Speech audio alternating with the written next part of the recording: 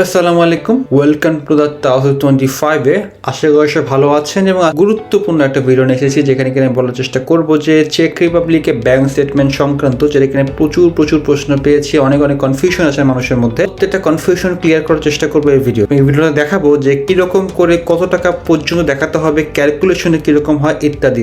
তো সেক্ষেত্রে কিছু বেসিক কিছু কোশ্চেন অ্যান্সার আমি দেওয়ার চেষ্টা করি এই ভিডিওতে, যেটা কিনা হচ্ছে ব্যাংক স্টেটমেন্ট লাগবে এবং সেটা কিন্তু স্টুডেন্টের নিজস্ব অ্যাকাউন্টের নামে হতে হবে, স্টুডেন্টের নামে পার্সোনাল ব্যাংক স্টেটমেন্ট হতে হবে। এক্ষেত্রে কোনো এফডিআর বা অন্য কিছু হবে না, প্যারেন্টসের নামে হবে না, স্টুডেন্টের নামেই করতে হবে প্রথম রিকোয়ারমেন্ট। দ্বিতীয় রিকোয়ারমেন্ট হচ্ছে অ্যাপ্রক্সিমেটলি 7 থেকে 9 লক্ষ টাকার মধ্যে আপনাকে ব্যাংক স্টেটমেন্টটা আপনাকে দেখাতে হবে। সবচেয়ে ভালো হয় 8 থেকে 9 লাখ 9.5 লাখ টাকার মধ্যে আপনি ব্যাংক স্টেটমেন্টটা দেখান। সেক্ষেত্রে আপনি প্রথমে 4 লাখ টাকা প্রথম একটা বড় অ্যামাউন্ট রাখলেন, এর পরবর্তী সময় বাকি 50,000 টাকা নাড়াচাড়া করলেন, ওইটা দিয়ে আপনি কিছু কেনাকাটা করলেন, বেসিক আপনার যে নিডগুলো সেটা ব্যাংক কার্ডের মাধ্যমে আপনি পেমেন্ট করলেন, তাতে করে আপনার অটোমেটিক্যালি একটা স্টেটমেন্ট চলে আসে। এবং আপনাকে ওই ব্যাংক অ্যাকাউন্টের বিপরীতে একটা কার্ড লাগবে, ব্যাংক কার্ড লাগবে, সেটা হতে পারে ডেবিট কার্ড, হতে পারে ক্রেডিট কার্ড। যদিও ক্রেডিট কার্ডে অনেক রিকোয়ারমেন্ট, আপনি সুন্দর মতো করে ডেবিট কার্ড নিয়ে নেবেন এবং ওই ডেবিট কার্ডে অবশ্যই আপনার নিজের যেন নাম থাকে সেটা উল্লেখ থাকতে হবে। এটি হচ্ছে বেসিক ব্যাংকের রিকোয়ারমেন্ট। যেমন হচ্ছে আপনার ব্যাংক অ্যাকাউন্টের নাম যদি থাকে সারাফাত করিম, আপনার কার্ডের মধ্যে থাকতে হবে সারাফাত করিম, ওই একই নামটা যেন একই স্পেলিং সবকিছু যেন থাকে, এটা তাদেরকে শো করতে হবে। চেক রিপাবলিকে ওরা মনে করে যে আপনি যখন এই ব্যাংক স্টেটমেন্টে দেখাচ্ছেন আপনি এই কার্ড দিয়ে চেক রিপাবলিকে যেও খরচ করবেন, সেটা তারা এরকম করে মনে করে, যার কারণে এরকম একটা রিকোয়ারমেন্ট দিয়ে রেখেছে। এখন মনে করছি যে আপনারা মোটামুটি ক্লিয়ার হয়ে গেলে আপনি নিজের স্টুডেন্টের নামে হচ্ছে ব্যাংক অ্যাকাউন্ট, তার নিজের নাম থাকবে এবং সে ব্যাংকে একটা ডেবিট অথবা ক্রেডিট কার্ড লাগবে। ডেবিট কার্ড হলে সবচেয়ে ভালো হয়, ওটা দিয়ে আপনি ইন্ডিয়ায় গেলেন, ইন্ডিয়ায় খরচ করলেন, সবকিছু আপনি ওই কার্ড দিয়ে আপনি করতে পারেন। এখন আপনি ইনফরমেশনটা কই পাবেন, কত টাকা দেখাতে হবে সেই ইনফরমেশনটা কই পাবেন সেটা আমি দেখাচ্ছি। আপনি গুগলে চলে যাবেন, গুগলে যে আপনি জাস্ট লিখবেন চেক মিনিস্ট্রি, এই চেক ministry of foreign affairs government যে মিনিস্ট্রির ওয়েবসাইটটা, এই ওয়েবসাইটে কিন্তু আপনারা যাবেন এবং এই ওয়েবসাইটে আপনি চলে যাবেন এবং এইটা হচ্ছে আপনাদের অফিসিয়াল অথেন্টিক ইনফরমেশন প্রদান করার একটা মাধ্যম, যেখানে আপনি সকল ধরনের অথেন্টিক ইনফরমেশনগুলো পাবেন। যেহেতু আপনাদের ভিসা ইস্যু করবে চেক মিনিস্ট্রি থেকে, সেহেতু আপনারা এইখান থেকে আপনি সকল ইনফরমেশনগুলো আপনাকে দেবো। তার মানে আমি এর বাইরে কিন্তু আপনাকে দিচ্ছি না, কোনো জায়গা থেকে অন্য মানুষের কথা শুনে দিচ্ছি না। এখান থেকে আপনি চলে যাবেন চেক মিনিস্ট্রি থেকে এন্ট্রি অ্যান্ড রেসিডেন্সে, এখান থেকে চলে যাবেন হচ্ছে স্ক্রল ডাউন করে স্টাডিতে, যেহেতু আপনার পড়াশোনা করতে যাবেন এই স্টাডিতে যাবেন। এখানে দেখেন যে স্টাডিতে যাওয়ার পরে আপনারা যাবেন হচ্ছে ফিনান্সিয়াল মিনস, এই যে চেকলিস্টটা কিন্তু অলরেডি মাইটের ভিডিওতে আমি ক্লিয়ার করে দিয়েছি কী কী চেকলিস্ট আপনাকে দেখাতে হবে। তো যাই হোক, এখানে আপনি চলে যাবেন হচ্ছে ফিনান্সিয়াল মিনসে। এখানে যাওয়ার পর দেখবেন যে সেনজেন ভিসা আর হচ্ছে আপনার long term visa for resident permit.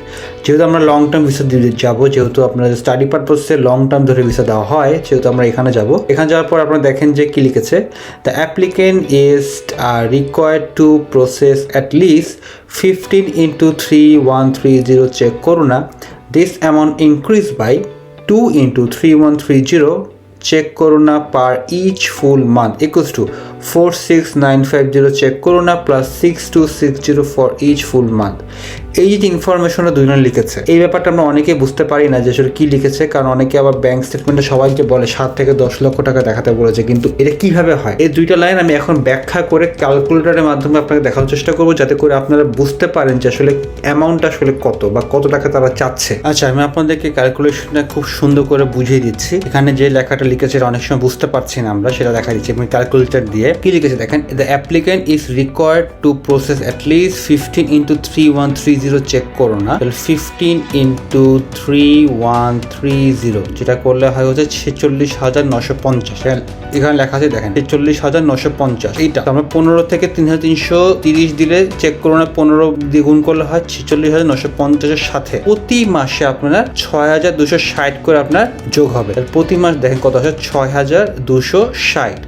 6,260কে যদি 12 দিয়ে গুণ করি তাহলে কত আসে, 75,120। তাহলে এই 75,120-এর সাথে আমরা 46,950 যোগ করবো, সেটা কত আসে দেখি, তাহলে 46,950-এর সাথে আমরা যোগ করবো হচ্ছে 75,120 চেক করোনা, যেটা করলে আসে 12,270। 12,270 চেক করোনা আমাদেরকে ব্যাংক স্টেটমেন্টে দেখাতে হবে। এখন এই 12,270 টাকা আমরা যদি বাংলা টাকায় কনভার্ট করি বর্তমান রেট অনুযায়ী, সেক্ষেত্রে আপনাদের কত আছে দেখা যায়, 5 টাকা রেট ধরে আমি করছি 12,270, আচ্ছা 12,270 দেখা কত, 6,10,020 টাকা 25 পয়সা আসে। তার মানে হচ্ছে আপনারা যদি মোটামুটি 7 থেকে 8 লক্ষ টাকা দেখান সেটা তাদের জন্য এনাফ, এর বেশি আপনাকে দেখাতে হবে না। আপনি প্রাগে আসেন কিংবা ব্রুনোতে আসেন, টিউশন ফি দেওয়ার বাদে টিউশন ফির সাথে এটা কোনো সংযুক্ত হবে না। ব্যাংক স্টেটমেন্টে যে টাকাটা দেখাতে হবে সেই টাকার সাথে কিন্তু টিউশন ফি টাকা যুক্ত না, টিউশন ফি আলাদা। এটা হচ্ছে আপনার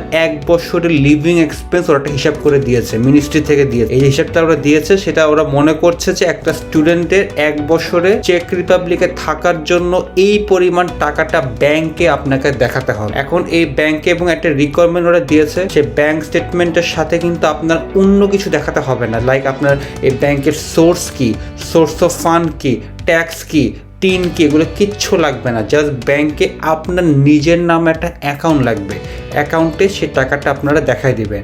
এবং সেক্ষেত্রে কিন্তু আপনার এই ব্যাংকে যখন টাকাটা দেখাবেন সেটা যেন অবশ্যই আপনার নিজের নামে থাকে এবং এটা সেভিংস অ্যাকাউন্ট থাকে। অনেকে আমাকে কোশ্চেন করেন, আমি এফডিএ দেখালে হবে কি না। আমাকে এফডিএ দেখালে হবে না, আপনি নিজের অ্যাকাউন্টে সেভিংস অ্যাকাউন্টে দেখাতে হবে যে নিজের নামে আপনার অ্যাকাউন্টটা আছে।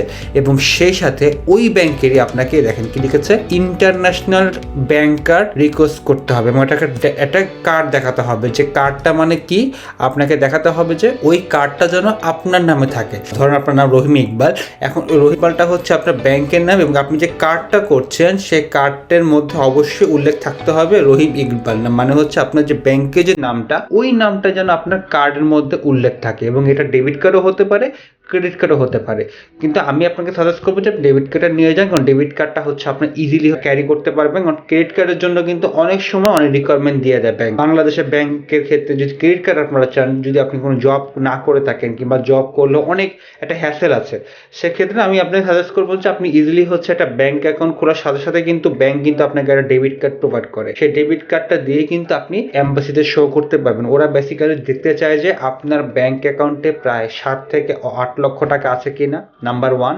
এবং আপনার ওই কার্ডটা আপনার নামে আছে কিনা, নাম্বার, যাতে করে ওরা বিশ্বাস করে আপনি যখন চেক রিপাবলিকে যাবেন, আপনি 1 বছরের পড়াশোনার পাশাপাশি যে আপনার আনুষঙ্গিক খরচ আছে, আপনার অ্যাকোমোডেশনের খরচ, আপনার খাওয়া দাওয়ার খরচ, আপনার চলাফেরার জন্য খরচটা আছে, সেই খরচটা আপনারা বাংলাদেশের যে আপনার ডেবিট কার্ড নিচ্ছেন এই কার্ড দিয়ে আপনারা চেক রিপাবলিকে বসে আপনারা খরচ করবেন, সেটা তারা মনে করে। সেজন্য তারা এরকম একটা প্রসেস করে রেখেছে এবং আপনাকে ওই প্রসেসটার মধ্য দিয়ে যেতে হবে, যেহেতু তাদের মিনিস্ট্রি থেকে সুন্দর করে দিয়ে আমি যে দেখালাম মিনিস্ট্রির ওয়েবসাইট। এই ব্যাপারটা আমি আশা করি আপনাদেরকে বোঝাতে পেরেছি ব্যাংক সংক্রান্ত, আর আশা করি কোনো সমস্যা হবে না। এবং আপনারা চেষ্টা করবেন ব্যাংক যখন আপনি স্টেটমেন্টটা করবেন, প্রাথমিকভাবে আপনারা হচ্ছে 2 লক্ষ 2 লক্ষ করে 2 লক্ষ 2 লক্ষ 1 লক্ষ এরকম করে 5 লক্ষ টাকা আপনারা একবার ঢুকাই দিয়ে একটা ব্যাংকে রেখে দিবেন। ব্যাংকে রেখে দেওয়ার পরে একটা স্টেটমেন্ট তোলার জন্য আপনারা হচ্ছে 50,000 টাকা হচ্ছে নাড়াচাড়া করবেন। একটু ধরে কিছু কিনলেন, শপিং করলেন, হয়তো বা আপনার নিত্য প্রয়োজনীয় জিনিসপত্র শপিং করলেন, বা আপনারা হচ্ছে কোথায় গেলেন সেটা খরচ করলেন, আবার হচ্ছে টাকা ঢুকালেন, তাহলে কি হবে, একটা 1 পৃষ্ঠার মোটামুটি একটা স্টেটমেন্ট হয়ে যাবে। আপনাদের কোনো প্রয়োজন নেই আপনার 10 লাখ টাকা, 12 লাখ টাকা, 15 লাখ টাকা দেখানো, কোনো প্রয়োজন নেই। আপনারা যেটা রিকোয়ারমেন্ট দিয়েছে 6 লক্ষ টাকা আপনাকে দেখালাম, সেক্ষেত্রে আপনি 2 লক্ষ টাকা বেশি দেখালেন। আমি ব্যক্তিগতভাবে আমি দেখেছি, খুঁজে মনে পড়ে 8.5 লাখ টাকার মধ্যে দেখিয়েছিলাম, এর আশেপাশে দেখিয়েছিলাম, কিন্তু বেশি কম দেখায়নি, আমার খুব ভিসা হয়ে গেছে। তো আপনারা কিন্তু এই পরিমাণ আশেপাশে দেখাবেন, আপনাদের হচ্ছে ব্যাংক স্টেটমেন্ট সংক্রান্ত আপনাদের কোনো সমস্যা হবে না। আমি আশা করি আপনাদেরকে ভিডিওটা বুঝতে পেরেছি। এবং আরও যদি কোশ্চেন থাকে আপনারা কমেন্ট করতে পারেন। এবং ব্যাংক স্টেটমেন্ট সংক্রান্ত আমার মনে হয় না আর আপনাদের কোনো কোশ্চেন থাকার কথা। তারপরে আপনারা যদি বুঝতে না পারেন, আপনারা এই ওয়েবসাইটে আমি যেভাবে গিয়েছি আপনারা এভাবে গেলেও আপনারা সুন্দর করে বুঝতে পারবেন। আশা করি ভিডিওটা ভালো লেগেছে। ভিডিওটা ভালো লাগলে লাইক, কমেন্ট, শেয়ার করবেন, সাবস্ক্রাইব করবেন, এর পাশে বেল আইকনটা বাজিয়ে দেবেন। আবার দেখা হবে। আসসালামু আলাইকুম।